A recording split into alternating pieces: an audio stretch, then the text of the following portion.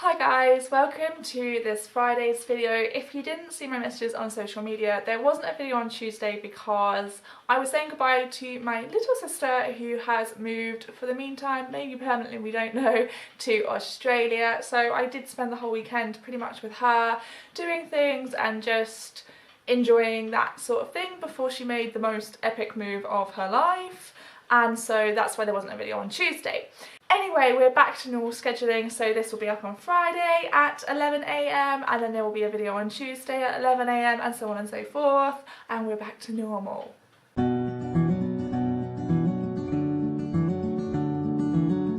Anyway, on to today's video. This is something that I wasn't actually going to do, but I thought it was really interesting because it's something that I personally love. I find accents and the evolution of language so interesting. If I hadn't done archaeology at university, it's something that I definitely would have considered, and I would love to hear and see other people's accents, and I do get asked about my accent sometimes because I sometimes have quite a mixed accent.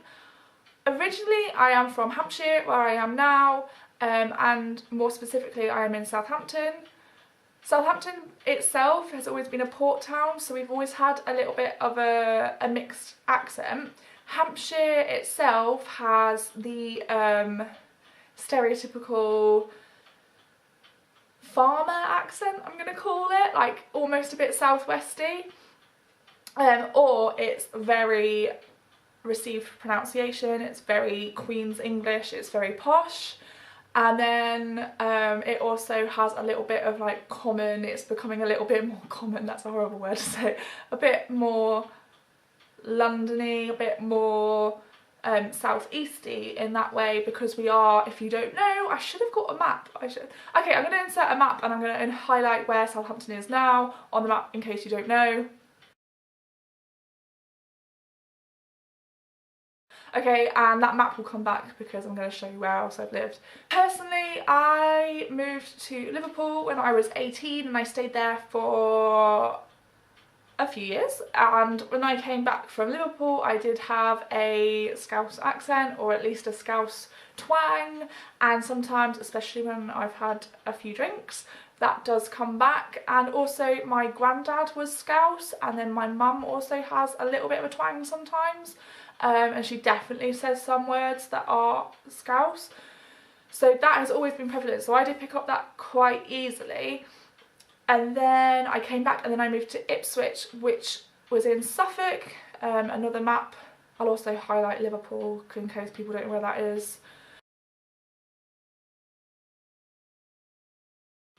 And Suffolk has a very farmer accent, but it's quite different to the southwest accent, so they have a different intonation, so they go up at the end a lot, and that's actually where the Australian one came from, which I think is a really cool little fact.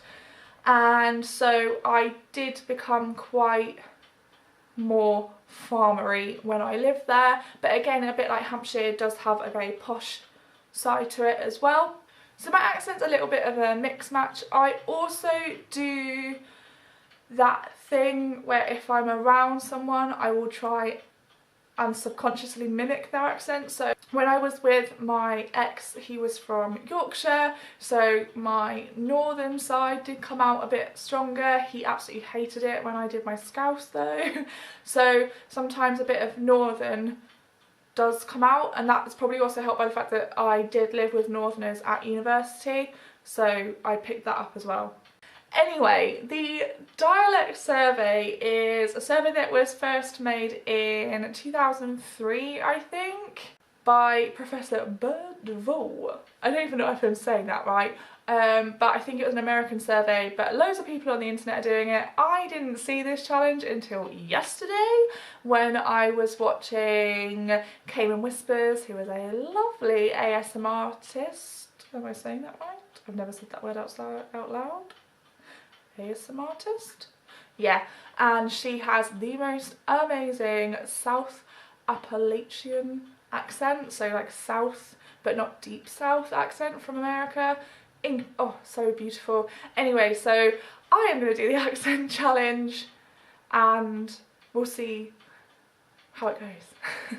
Okay, so the first part of the survey is to read out certain words and see how they sound different to how you say it. If you do this, then please tag me in these videos because I, like I said, love accents.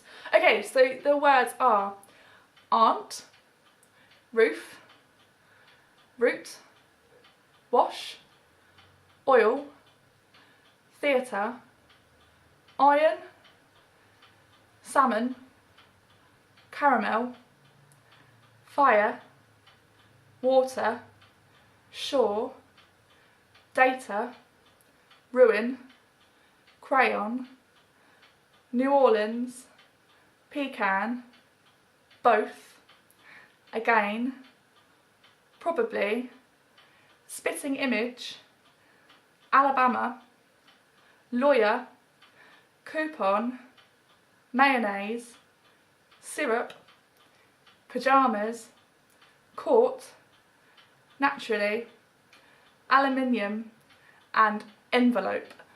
So I notice when I do it that if a word has an L in it, I don't really pronounce it as an L, I do more of a W. So I would say that I live in Woolston and I did it with caramel. So I don't say caramel, caramel. And fire is still a word that I still say quite northern, quite Scouse. One word or a few words that I do say very Hampshire are lilac, white and bright. So they are very farmery, I don't know. I always get judged for how I say lilac. They say lilac. It's not lilac, it's lilac. It's lilac. Okay, moving on to part 2 of the survey. There are some questions that you need to answer because there are different words in different areas of the country and the world. This is an American test, so some of them we don't have in the UK at all, but I will just use what I've heard them be called from American friends and through American media. And okay, what is it called when you throw toilet paper on a house? Okay, so in the UK we don't really do that. We like egg houses instead at Halloween, but I would call that TPing because that's what I've heard it called. What is the bug that when you touch it, it curls into a ball?